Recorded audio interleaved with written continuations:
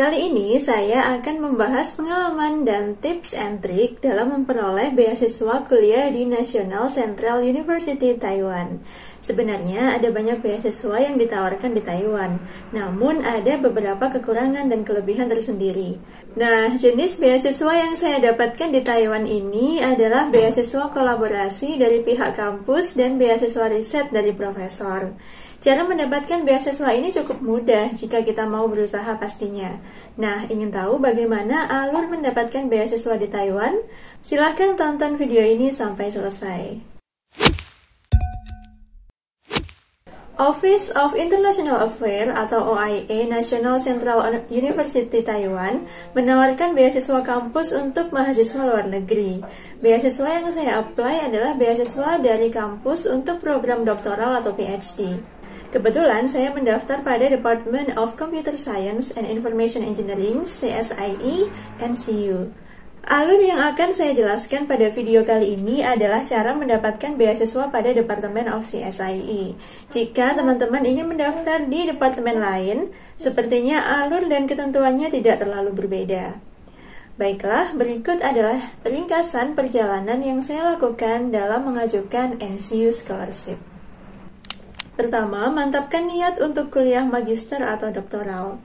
Niat adalah hal yang sangat penting dalam melakukan segala hal. Saya pribadi sudah berniat melanjutkan kuliah S3 sejak lulus kuliah S2. Namun, saya sendiri membutuhkan waktu 1 tahun setelah lulus kuliah S2 untuk persiapan melanjutkan studi S3. Sebenarnya, setelah lulus S2, saya ingin langsung melanjutkan S3. Namun, saya diberikan rezeki untuk menikah terlebih dahulu, tidak lama setelah wisuda S2. Karena sudah bersuami, maka untuk melanjutkan kuliah S3, saya harus mendapatkan izin dari suami.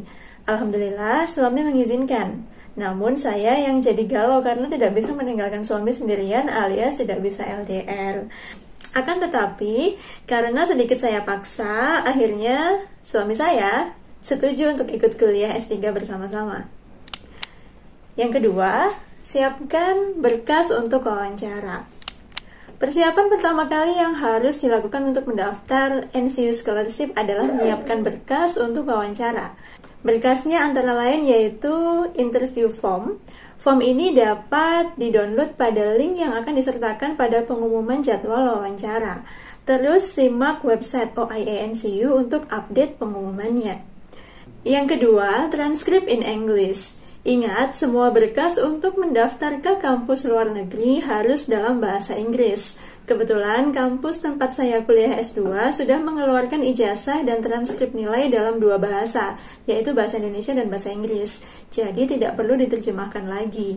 Namun jika ijazah atau transkrip nilai kamu masih dalam bahasa Indonesia saja, kamu wajib untuk menerjemahkannya.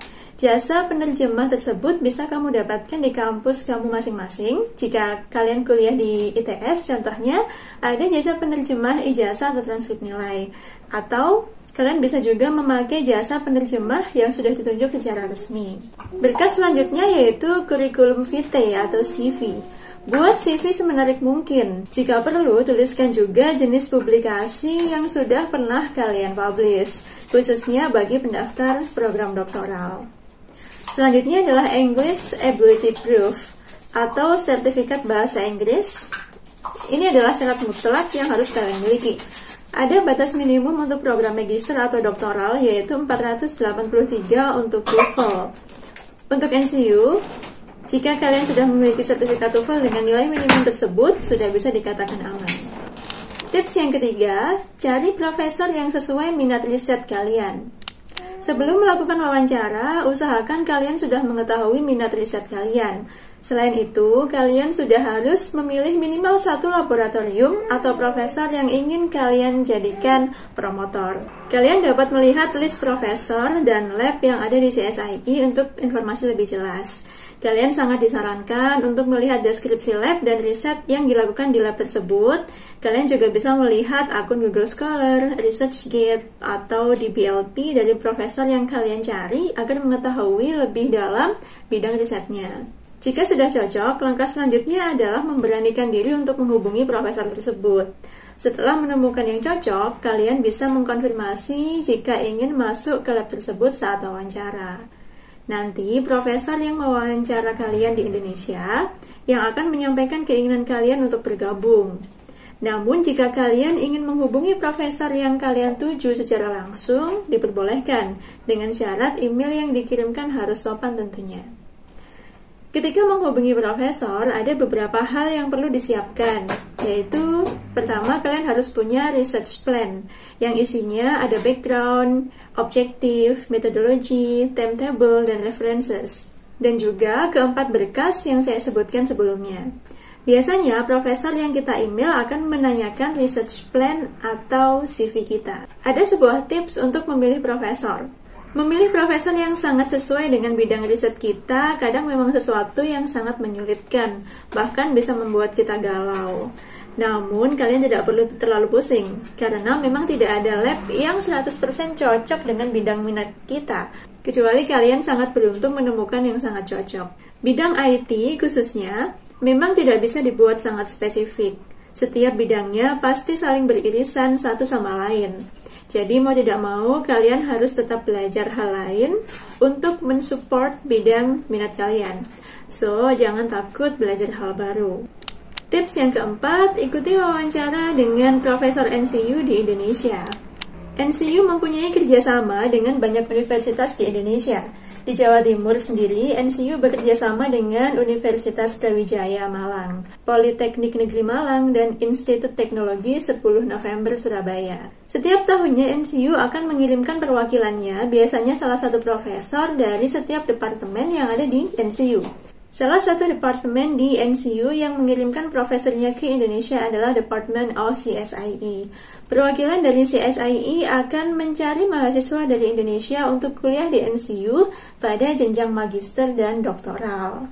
Biasanya, tim dari NCU akan datang ke Indonesia pada bulan November setiap tahunnya. Nah, jika kalian berencana untuk memulai kuliah magister atau doktoral pada tahun depan, misalnya fall 2022, maka kalian harus mengikuti wawancara pada bulan November 2021. Untuk berjaga-jaga, kalian dapat melihat contoh tanggal wawancara yang dilakukan pada tahun-tahun sebelumnya. Selanjutnya, menunggu pengumuman lolos seleksi wawancara. Alur saya ini mungkin agak berbeda dengan mahasiswa lain. Waktu saya wawancara, profesor yang saya pilih ternyata tidak menerima mahasiswa asing, sehingga saya belum mendapatkan profesor yang cocok dengan bidang minat saya saat itu. Sehingga saya harus memilih lagi beberapa profesor yang minatnya sama dengan minat riset saya, dan saya menunggu pengumuman apakah saya diterima atau tidak. Selama menunggu konfirmasi penerimaan, kita bisa melakukan komunikasi dengan profesor lain, melalui email tentunya. Saya sendiri mendapatkan email konfirmasi lolos seleksi wawancara sekitar awal Maret 2018. Untuk informasi, saya ikut wawancara pada November 2017. Selanjutnya, melakukan pendaftaran secara online. Setelah kamu mendapatkan email lolos seleksi wawancara dan diterima sebagai salah satu mahasiswa di NCU, kalian akan diminta untuk melakukan registrasi secara online. Registrasi ini dilakukan untuk memasukkan data dan berkas yang dibutuhkan oleh universitas. Sebagai tips, bagi kalian yang mau tahu apa saja dokumen yang wajib dilengkapi pada proses ini, kalian dapat membaca pada artikel dokumen yang dibutuhkan untuk daftar online di NCU pada blog Indowiz. Selanjutnya, meminta rekomendasi dari 2 orang. Rekomendasi untuk melanjutkan sekolah biasanya diberikan oleh pembimbing akademik pada jenjang pendidikan kita sebelumnya. Jika kalian belum bekerja, maka rekomendasi bisa diisi oleh dosen pembimbing atau dekan fakultas kalian. Namun, jika kalian sudah bekerja, kalian bisa meminta rekomendasi dari pimpinan instansi tempat kerja kalian. Untuk pemberian rekomendasi pada pendaftaran NCU dilakukan pada sistem pendaftaran online. Jadi saat kita mengisi data secara online, ada salah satu bagian yang meminta kita untuk memasukkan nama dan email orang yang akan memberikan rekomendasi. Setelah itu, sistem akan mengirimkan email kepada orang yang dituju dan pemberi rekomendasi akan memberikan rekomendasi melalui sistem juga. Selanjutnya, menunggu International Student Admission and Scholarship Result. Setelah semua proses di atas selesai, maka yang kita lakukan adalah tinggal menunggu pengumuman.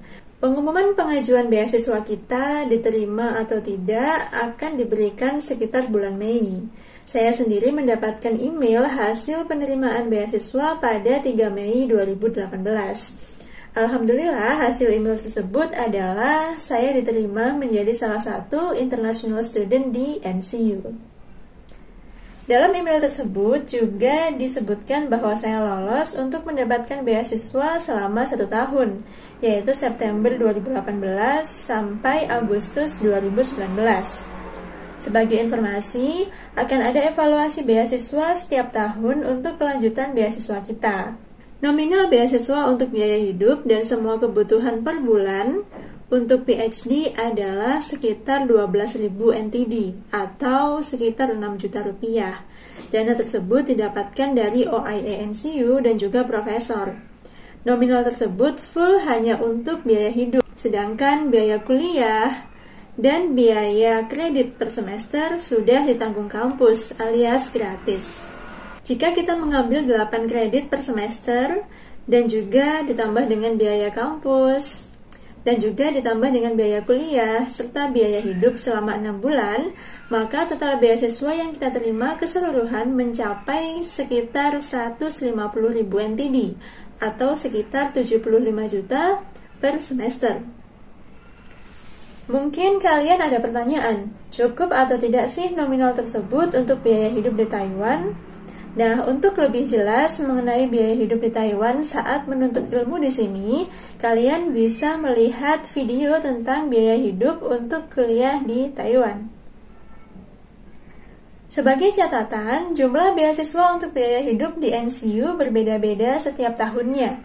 Yang saya tahu, untuk doktoral 2018 sebesar 12.000 NTD per bulan. Nominal di atas dapat berubah-ubah dan berbeda-beda pada setiap orang. Jika kalian diterima, banyak hal yang harus dipersiapkan. Ingat, hal-hal yang wajib kalian persiapkan sebelum berangkat ada sangat banyak. Tapi tenang, selama itu dipersiapkan dengan baik, pasti akan mudah dan berjalan dengan lancar. Kalian punya waktu siap-siap kurang lebih sekitar 4 bulan, mulai dari Mei sampai Agustus. Nah, berikut hal-hal yang kurang lebih akan dibutuhkan sebagai persiapan sebelum berangkat. Yang pertama adalah dana untuk mengurus keperluan legalisir berkas. Dokumen yang perlu dilegalisir adalah transkrip dan ijazah dalam bahasa Indonesia dan bahasa Inggris. Dokumen tersebut dilegalisir oleh notaris, Kementerian Hukum dan HAM, serta Taiwan Economic and Trade Office atau TETO. Kalian membutuhkan dana sekitar 3 juta per orang untuk legalisir ini. Karena yang berangkat kuliah S3 adalah saya dan suami saya, maka kami butuh dana sekitar 6 juta untuk biaya legalisir. Proses legalisir bisa kalian urus sendiri dengan mendatangi ketiga instansi di atas atau meminta bantuan dari TEC Indonesia. Selanjutnya, dana untuk membeli tiket pesawat. Jika tanggal berangkat kalian sudah pasti, segera beli tiket pesawat. Karena sesuai pengalaman, semakin jauh jarak pembelian tiket dengan tanggal keberangkatan, harga yang diperoleh akan jauh lebih murah. Waktu itu saya berangkat tanggal 28 Agustus 2018 dan membeli tiket sekitar awal bulan Juli. Harga tiket yang saya dapatkan masih terbilang murah, yaitu sekitar 4 juta rupiah untuk 2 orang.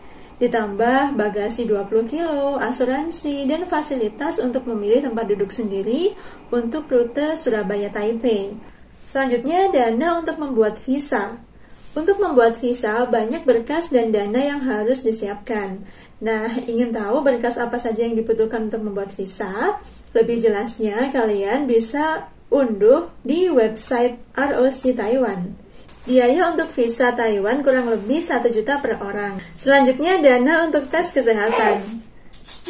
Salah satu dokumen yang dibutuhkan untuk visa adalah health certificate. Untuk tes kesehatan bisa dilakukan di rumah sakit manapun selama rumah sakit tersebut bisa mengisi formulir yang telah disediakan oleh TETO. Biaya untuk tes kesehatan sekitar 700 sampai 800 ribu rupiah per orang. Selanjutnya, dana untuk paspor. Bagi kalian yang belum punya paspor, kalian wajib membuat paspor terlebih dahulu. Kalian wajib membuat paspor terlebih dahulu sebelum dapat mengajukan visa. Kalian bisa daftar online pada website imigrasi.go.id dan membayar biaya paspor di bank atau ATM, lalu mengumpulkan berkas yang dibutuhkan untuk membuat paspor di kantor imigrasi setempat. Proses lebih detail bisa kalian cek di website imigrasi.go.id. Selanjutnya, dana untuk hidup di Taiwan selama 3 bulan. Seperti yang saya jelaskan di atas, beasiswa dari pihak NCU akan turun 3 bulan setelah perkuliahan dimulai. Oleh karena itu, kalian harus membawa uang saku dari Indonesia untuk hidup di Taiwan selama 3 bulan. Saya sendiri membawa uang 30 juta untuk hidup 3 bulan bersama suami. Namun, jika kalian hanya membawa sekitar 10-12 juta per orang, masih bisa dikatakan cukup untuk hidup selama 3 bulan. Jika dihitung lagi, total dana yang harus dipersiapkan sebelum berangkat adalah sekitar 22.400.000 per orang. Selanjutnya, list barang-barang yang akan dibawa ke Taiwan. List barang yang harus dipersiapkan untuk dibawa ke Taiwan sudah dijelaskan pada website PPI Taiwan dan kalian bisa mengikuti arahan dari website tersebut. Selanjutnya, persiapkan fisik dan mental. Hal ini penting karena kuliah di luar negeri membutuhkan fisik dan mental yang prima. Kenapa? Karena budaya di luar negeri berbeda dengan di Indonesia. Misalnya saja, kita akan lebih banyak berjalan kaki atau naik sepeda untuk ke kampus atau sekedar jalan-jalan. Selain itu, tugas dan beban kuliah tentu akan lebih berat. Belum lagi ditambah dengan kegiatan-kegiatan lain di luar perkuliahan. Mental yang siap juga diperlukan karena kita akan tinggal di negeri orang, jauh dari keluarga besar, apalagi yang berangkat sendiri tanpa keluarga. Nah, segitu saja untuk video cara mendapatkan beasiswa di NCU. Semoga bisa menginspirasi dan memberikan informasi kepada kalian yang ingin bersekolah di Taiwan. Jika kalian menyukai video ini, jangan lupa like dan subscribe ke channel Indowish untuk mendapatkan update video terbaru. Terima kasih.